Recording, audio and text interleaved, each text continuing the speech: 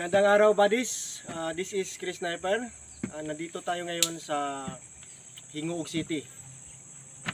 So, in-invite tayo ng trupa natin dito. At pasalamat kami na maganda yung accommodation, maganda yung travel namin, safety lang. Then lalong-lalo na maganda ang panahon ngayon. Salamat kay Black Phantom sa pag-schedule dito sa area na to para ma-survey saka ma-remap na ang buong area. Saka sa team Kinayahan Foundation. Foundation. Si Team Cardo Dalisay ay pare Jutogs. Team Jutog. Team Jutogs. Okay? So maraming salamat. Then Team Squatras. Salamat. Team Squatras Bansay. Bansay. Okay, Team Bansay. Squatras to dito. Dato saka sa lahat ng mga tropa natin dito. Okay? So by the way, shout out kay Utol Kimso Takida saka kay Utol Chester Salinas. So may pinapa-shout out pala si Utol Kimso kay Sir Serge Press saka sa kanyang asawa na palaging nanonood sa mga vlog natin. Kumusta kayo, sir? At yung buong pamilya mo diyan sa Muscat, Oman. Kumusta kayo? So hopefully okay lang kayo dyan. Then kay Ma'am Roth Tovera. Ma'am Roth, kumusta ka? Ma'am Roth Tovera. Bansay. Okay? Bansay. Then sa lahat ng mga tropa natin from Luzon, Visayas, sa Mindanao at sa buong mundo. So hopefully mag-enjoy kayo sa panonood ng vlog na ito. Then sana makatulong ito ng mga insights para sa mga explorers. Okay. So una-una, ang area na to is isang Japanese camp dati. May old road, may logging road. Then may sapa, no? May sapa doon banda. Then nasa tuktok tayo ng bundok. Bundok na to. Okay. So kung pansinin natin, wala tayong makitang mga bato dito. Pero ang mga reference dito is ang mga lumang puno. So tulad dito, itong isang puno na to, ito. Nakita natin. Lumang puno na to, itong tinatawag natin na Madre de Cacao. So napatay na lang siya. So ang Madre de Cacao na to, panahon pa ng mga Hapon dito na to. Actually siyam na puno to, nagpaikot. So may bitlog tayo doon na nahukay na ng ating squatras. Hindi pa nakuha, nahukay na. Then thanks God na sintro naman. So itong reference natin ngayon, isa itong old Madre de Cacao. So kung tingnan natin to, nakaalang ito sa isang old Madre de Cacao dun sa kabila, mga 30 feet. Yun. So east-west alignment. No? Kung paharap tayo dito, west side na siya. Nandiyan na yung araw kasi hapon na. Dito naman, east side. Okay? So ito yung hukay natin. Tingnan natin, ito yung pinahukay natin ngayon. Okay? So isa remapping. Papakita lang ako konti ah. Ito siya. Puno ng nyug. Okay. Puno ng nyug na may mga sikreto. Ito siya. Yung pansinin nyo na. Papakita ko lang. Nagsampak sa dahon sa ilong. Dalawa, tatlo. No? Hindi naman itong marker eh. Bago lang itong nyug eh. Tatlong letter V. Ha? Ano pansinin yan? Kita na namin yan. Ito talaga ang marker natin. Okay? So, galing dito, west side tayo. Yan. West dito. Galing sa puno na to. Yan. Suka tayo ng 13 feet. Galing sa puno. Yun ba? 13 feet? 13, oh. Wala mo 13, boundary yan. Okay. Then, west to east, dapat 9. Ano? 9 sentro. Okay? Sukatin mo yung puno ng yug. Reference lang natin sa angle. Okay, pag magkukumpas ka dyan, kasi hindi yung yug binabasin natin, may puno din doon ng kamatsili. Kamatsili, puno ng Madre de Cacao. North-south yan. May puno yan. So, kinunan lang natin ang sukat. 9 yan. Yan o, sentro. Galing dyan. Okay? So, 9-9. Okay? So, pag makuha ka ng 3C dahil naka-west, boundary na siya doon. So, ang dig site niya, center spot is 9 feet from that 3. Okay, so nuibi siya. Nuibi.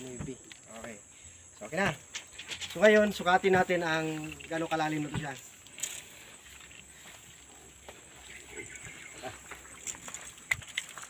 Okay. 5 feet. Okay, more than 5 feet na. Okay.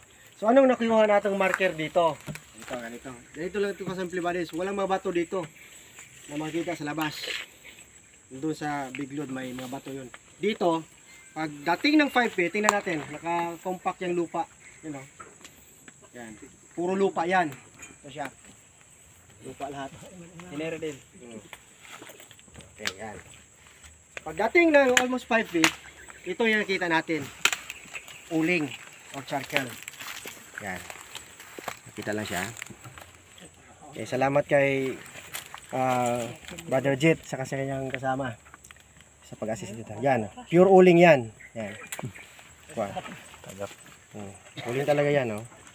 Ito natin. Hindi carbon to, talagang uling siya na kahoy. Yan. Okay? So, ganyan siya, buddies. Nagkumpulang uling sa almost 5 feet dito sa sentro na kuha. Okay? So, dati wala kayong nakuha na uling, no? So, dito lang may uling na big size. Okay? So, ngayon na, 5 feet na yan. Abanti pa tayo ng hanggang 9 feet. Kasi titingnan pa natin ang inventory marker ito. Okay? So, ayan, diretso-diretso na yan. Medyo pinalakihan natin ng kukay 4x4. Okay? So, ganito buddies ang after mapping, trenching, din pag okay siya, okay ang setup, diretso na yan, okay na, no? Full blast operation na.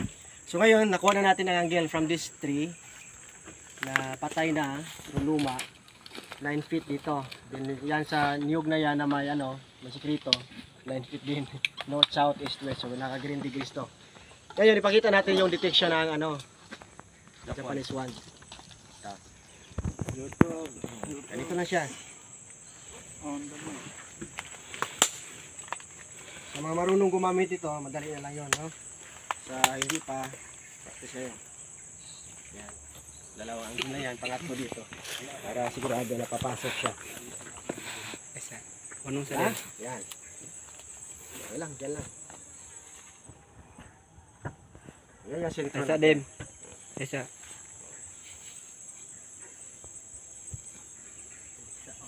Okay. Late lang siya ng itim. Yan. Diba? So, may confirmation ng HTM or hidden trail marker ng mga charcoal. Sino namang maglagay ng mga charcoal dyan sa ilalim kung hindi ito backfill, diba? So, wala din nag-uling dito. Din hindi para disturb ang lupa. That means, sinadyang nilagay ang uling after backfilling nila, nagtabo na. Ganito naman sa aerometer. So, pag gusto nyo, kay Autor Kimso kayo direct, mag-order kayo. Ganito lang paggamit yun eh. Yan. Kung sa gilid ka, yan. Pag ganun siya eh. Yung sa bila. Diba? So, pag masintro tayo, yan. Yan siya. Tatad-tad na yan, din iikot. Yan. Ibig sabihin, nandyan lang radiation niya. Hindi mo pa dalawahin kamay para mas maigi. Yan. Tad yan. Okay? Pag gusto mo vertical position, ganun lang siya. Tulad ng 1. Okay? Sa kabila. May bala yan, may gold pa rin yan. Sa gitna, yan, ikot pa rin siya. Okay? Okay, diba? So, ganun kasimple ang gamit. Basta alam mo ang accuracy. No? Kahit anong gadget mo, basta alam mo ang kapasidad, pwede gamitin yan pang checking. So, ginagamit natin ngayon, pinapagita Japanese one sa itong aurameter. So, at least ma-check natin kung gaano malaki ang dimension. So, kung may discrepancies man, konti lang. Hindi masyado ka. So, maliit siya, na item lang dito. Okay? So, yun pag-confirm bodies. Okay? So, yan na ngayon. Then, itong team squat thrust natin dito, full blast operation to sila. So hopefully may tatutunan kayo buddy sa simpleng remapping na to, no? Puno lang ng kahoy. Actually, siyam to. nakapaligid. So then na-remap na namin doon paikot. So may mga loaded, no? More than 10 deposits kasi ang history dito is kinakapuhan talaga ng mga Japanese. Saka may old school, may old school ng Japanese dito. So ibig sabihin, Japanese come to before World War II and during World War II. Okay? So that means marami ang deposito sa lugar na ito. Okay. So may papagita pa kami konti. Pwede pa tayo.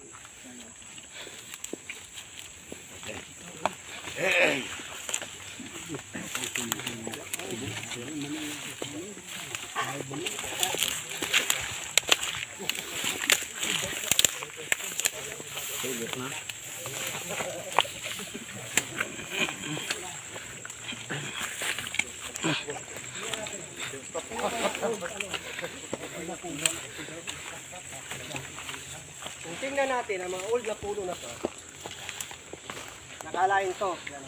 West-west alignment yan. Ang last na puno. Isa, dalawa, tatlo, apat.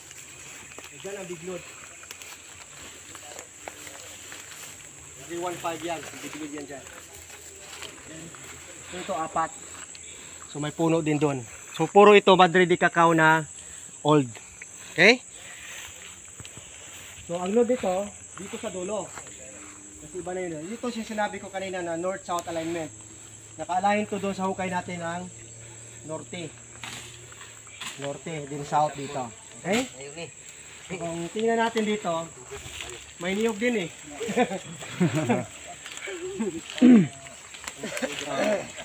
Ito ang niyog na to, may sikreto din siya eh. No? Yan. May letter B siya. Pero dito slash na lang eh. Hindi nag-aabot. Hindi nag-aabot ba? Ito yung letter B nyo. Dito dalawa lang. Pero bagong niyog to ha. Ginawa ko lang reference. Para sukat din. Sukat ang 9. Katawa si James. Wala yan. Wala yan. Ayan o. 9. Oh, ang angle niya is okay. Put tayo ng angle niya. Pasa dito pala mo. 135. Yan. 135, 315. So galing sa puno to. Okay? Dito naman sa kabila east-west. Sukat ka ng 9. Diyan sa puno. Yan. Ito alignment niya. Ito, tingnan natin. Last ito. 4 ito na puno na luma. Yan. So ang naka-align siya. Yan. East-west, no? West side, east side dito. So dito sa east side, dito ang araw eh. Okay? Dito ang araw. So suka tayo ng 9 dyan, or 3 yards dyan. Katamaan itong side natin. Ayan siya oh. Nasa kahanan namin. Diba? So pag angle naman tayo dito, ito, load to load. Ito siya dito, south, north yun. Almost 25 meters ang distansya. So nakalain ang dipo, nakalain din ang niyog. Pabira ang niyog to ba? Sinong gumawa nito? Okay, joke lang yan, buddy sa baka gawin yung totoo. Pero ano talaga yan eh, niyog lang talaga yan. Ito reference natin puno, di ba? Okay? Pero iba to no? Hindi siya nagano, nagsalubong. Logong voltage 5. Voltage 5 to eh. Okay, yan ang niyog. Hindi lang namin sabihin, basta niyog yan na ano, may tad-tad. Okay, shout out dyan sa mga tropa natin. So yan na. So, papakita natin ang detection gano'n. Ano pa rin eh. So ito hindi pa nahukay ha. Pero nakuha na natin na remapping. 9 lang eh. 3 yards ang given eh. Ay, 3 yards galing dyan sa puno.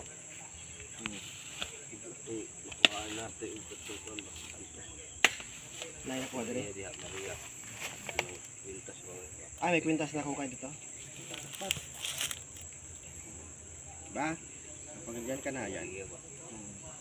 Nahukay. Yan siya, malakas siya. So, sa mga gusto ng arometer, dali kayo kay Otol Kim sa Tagida. Japanese one. Kay Otol Chester, parapos natin sooner yung isa.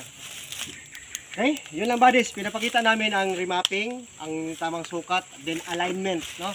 Importante napansin nyo, sabi ko itong load na to is naka-align doon sa isa, north-south Ito din ang puno na to, naka-line north-south. Oh, pati nga nyugi. Hindi, naka-line north-south eh. So kung saan siya nakaharap, tama din ang sukat, no? Joke lang. Okay. So, ito talaga ang puno. Okay? So, from this puno, alam na natin na east side dyan. No? Tingnan nyo. So, dito na ako nakatayo. Andyan yung anino ko. No, kita lang. Dito ako sa puno na to, lalo na. Ano nga oras na? Oh, alas 4 na eh. Ano, tatamaan talaga. So, dito ako sa puno. Ha? So, hapon na eh. West side kasi dito. So, dyan ang anino ko. Dadapo. So, sukat dito, ang given is 3 yards lang. Okay? Ganun sila eh. Ganun sila gumawa eh. Okay. Saka may isa pa nito eh. Doon. Ilan natin tingnan. Okay? So, yun buddies. Hopefully may natutunan kayo. No? Napakasimple lang na remapping. Actually, doon may banda, may mga bato. Dito lang ang wala. So, kaya ang given dito itong mga old Madrid cacao tree na patay na ngayon. Pero ginagamit na reference. Nakasunod-sunod yan, 4. Then 5 ang doon, no? 5. Kasi siyam to eh. Okay? So, yan, ang sikreto. So, 2 load dito. Isa pinatrenching na natin, 5 feet na. May mga uling sa ilalim. Marami pa yung uling eh. Marami pa yun. So, yung pinapakita lang namin kanina mapulso ng uling. Iba yan, sikreto na. Para confidential yung operation. Okay, yun lang buddies. Once again, maraming salamat sa Team Squatras, no? Saka sa mga tropa natin para Luzon, Visayas, Mindanao. Keeping atong infantry. 58th Infantry Battalion at sa Porosican Brigade. Mga tropa natin dyan. Salamat sa panonood palagi ng vlog ni Chris. Bansay. Okay, so once again, maraming salamat Team Squatras, and we're praying for success sa inyong mga operation dito. This Chris Sniper saying, eat, sleep, and explore, then Bansay. Bansay.